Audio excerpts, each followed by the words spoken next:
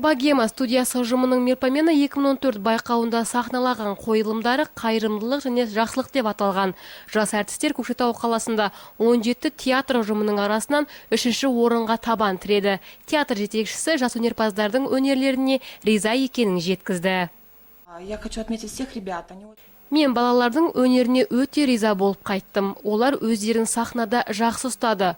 Болашақтардан үлкен үміт күтеміз. ArcelorMittal Теміртау акционерлік қоғамы жанындағы балалар мен жасөспірімдер орталығындағы Богема театры өткен жылы осы өнер додасынан бас жүлдені иеленіп қайтқан болатын.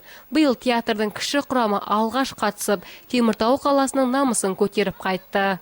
Для ребят был организован... Балалардың бұл өнер сапарынан алған әсерлері керемет болды. Олар Көкшетаулық қазақ, орыс драма театрында болып, әртістердің шеберліктерін көрді.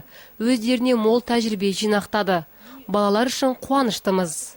Қайырымдылық пен жақсылық атты қойылымға осы театр студиясының кіші топ балалары 3 айдай уақыт дайындалған.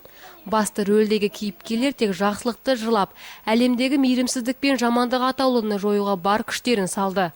Қастандық жасаушы кейіпкерлер мен қалай күресу керектігін қойылымда көрсете алды. Жас әртістер өздерінің байқаудан алған әсерлерімен де бөлісті. Маған осы Мелпомена 2014 өте ұнады. Өте жақсы болды. Бізге орыс драма театры және қазақ драма театры өте ұнаған. Поездка в Көкшетау мне очень... Көкшетау қаласына барғанымыз ұнады. Өте керемет, әртістердің барлығы жақсы өнер көрсетті. Больше понравилось, как... Маған жоғары құрамның қойылымдары ұнады. Оларға қарап көп нәрсе үйрендім. Сахнаны жақсы көремін. Келесі жылы 3-ші орын емес, 1-ші орын алу үшін дайындалатын боламыз. Жылда дәстүрлі түрде өтетін Мелпомена байқауында көптеген балалар өздерінің өнерлерін шыңдайды, тәжірибе алмасады. Биыл да богемашылар үшін бұл өнер сапары көп жақсылыққа толы өтті. Ақерке Заирова, Евгений Ходыров, Сфера арнасы.